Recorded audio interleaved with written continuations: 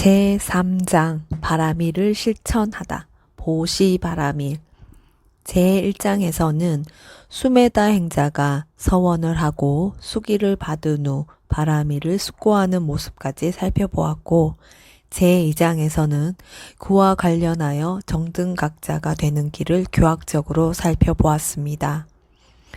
이제 수메다 보살이 실제로 바라밀을 행하는 모습을 살펴보도록 하겠습니다. 보시란 어떤 적합한 물건을 적당한 대상에게 주는 행위를 말합니다. 더 엄격하게 말하면 주는 행위를 하기 전에 생겨나는 의도 혹은 주는 행위를 할 때 포함된 의도를 보시라고 합니다. 또는 주는 물건을 보시라고 하기도 합니다. 보시 바라밀은 보살들이 정등각을 성취하기 위해 재산, 신체의 일부, 자신의 목숨을 보시하는 것을 말합니다. 앞에서 수메다 보살이 마치 쓰러진 물병에 물이 남지 않듯이 저열하거나 중간이거나 고귀하거나 그 대상에 관계없이 보시하리라고 숙고한 대로 보살들은 보시바라밀을 행할 때 오직 정등각을 위해서 낮은 존재, 중간 존재, 높은 존재를 가리지 않고 보시를 했습니다. 모든 보살들은 내가 정등각자 부처님이 되기 위해 어떠한 덕목들을 실천해야 되는가 라고 반주할 때 제일 먼저 보시바라밀을 생각한다고 합니다. 그것은 보시바라밀이 다른 바라밀보다 실천하기도 쉽고 또 중요하기 때문입니다. 보살들에게 있어서 보시가 특히 더 중요한 이유는 그들이 보시라는 선업 공덕의 힘으로 태어나는 생마다 여러 가지 바라밀을 실천할 수 있기 때문입니다. 우리가 여행을 떠날 때 외국으로 여행을 가는 비용과 국내에서 여행하는 비용에는 많은 차이가 있습니다.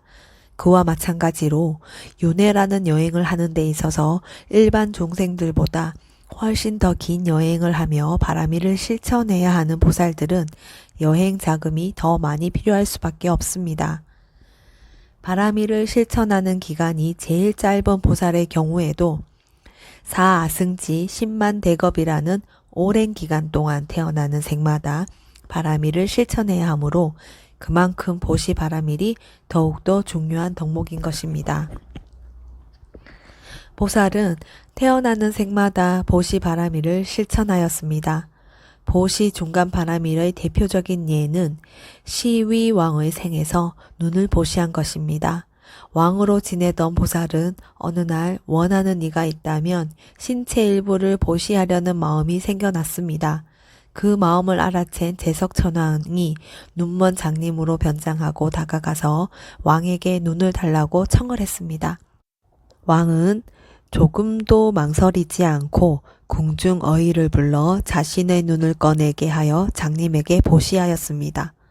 보시 최상 바라밀의 대표적인 예는 토끼의 생에서 자신의 목숨을 보시한 것입니다. 토끼로 지내던 보살은 어느 보살날 수행자에게 보시를 하려는 마음이 생겨났습니다. 그 마음을 알아챈 제석천왕이 바라문으로 변장하여 다가갔고 보시할 것이 없던 보살은 바라문으로 하여금 장작불을 피우게 한 뒤 마치 연꽃에 들어가듯이 그 불더미 속으로 뛰어들어 자신의 목숨을 보시하였습니다. 걸식하러 오는 이를 보고 나서 나의 몸을 기꺼이 주었다. 보시에 관해서는 나와 같은 이 없으니 이것이 나의 보시바라밀이다. 두 번째 지게바라밀.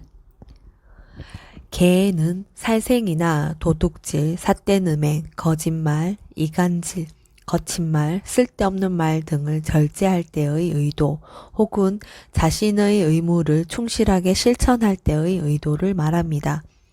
또는 살생 등을 절제할 때 생겨나는 절제, 위라띠라는 마음부스를 뜻하기도 합니다.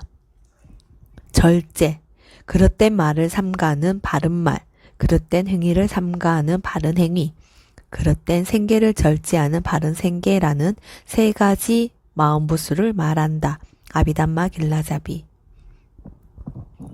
개는 행하는 개, 짜리따 신라와 삼가하는 개, 와리따 신라로 나눌 수 있습니다.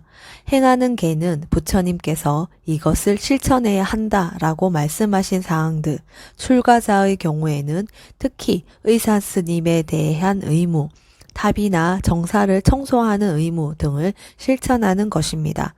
제가자라면 제가자로서 승가에 대한 의무, 정사에 대한 여러 가지 일들을 실천하는 것, 특히 부모나 연장자에 대한 의무를 잘 실천하는 것입니다.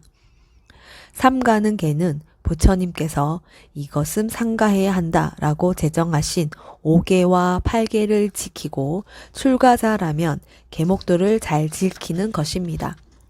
개는 수행의 측면으로는 4가지로 나눌 수 있습니다. 첫 번째는 비구면 비구개, 비구니면 비구니개, 제가자면 5개나 8개 등의 계목을 지키는 계목 단속개입니다. 두 번째는 눈으로 형상을 볼 때, 귀로 소리를 들을 때 등의 번뇌가 생겨나지 않도록 잘 단속하는 감관 단속개입니다. 세 번째는 출가자라면 율장에 따라 여법하게 생계를 유지하고 제가자라면 살생 등을 하지 않고 바른 방법으로 생계를 유지하는 생계청정계입니다. 네 번째는 필수품 관련계입니다. 이는 주로 출가자와 관련된 것으로 필수품들을 수용하거나 사용할 때 그 필수품들의 이익을 바른 방법에 따라 숙고하는 것입니다. 그러한 계를 보살이 정등각을 위해 보통으로 지키는 것이 지계의 기본 바라밀이고 신체의 일부분을 버리면서까지 지키는 것이 지계의 중간 바라밀입니다.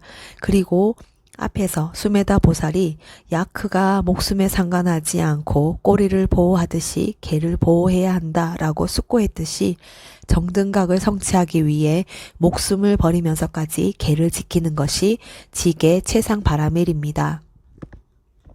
보살이 지계 최상 바라밀을 실천한 대표적인 생은 상가 빨라 용왕의 생이었습니다. 용왕으로 태어난 보살은 용왕의 부귀 영화에 실증을 느끼고 그곳을 떠나 조용한 곳에서 보살을 지키며 살고 있습니다. 어느 날 16명의 사냥꾼들이 보살을 발견하고 날카로운 창으로 온몸을 8군데 찔러 구멍을 낸 다음 그 구멍에 가시 돋친 넝쿨을 쑤셔넣고 튼튼한 밧줄로 코를 꿰어 장대에 매단 후 끌고 갔습니다. 보살은 땅바닥에 이리저리 몸이 내동댕이 쳐져 큰 고통을 당했습니다. 보살은 그때 화를 내어 흙이 쳐다보기만 해도 마을 청년들은 모두 재로 만들어 죽여버릴 수 있었지만 조금도 화를 내지 않았습니다.